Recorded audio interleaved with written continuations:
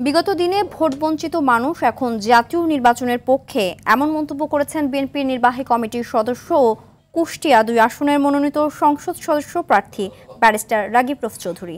বিকেলে মিরপুর উপজেলার মশানে ৩১ দফা বাস্তবায়নে মৎস্যজীবী দলের সাথে আলোচনা সভায় তিনি এসব কথা বলেন।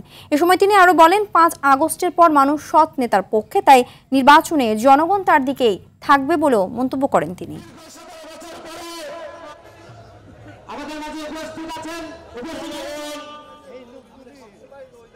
এদেশের জনগণ বর্তমানে সৎ নেতৃত্ব, মেধাভিত্তিক নেতৃত্ব, শিক্ষিত নেতৃত্বের প্রতি বেশি আস্থাশীল।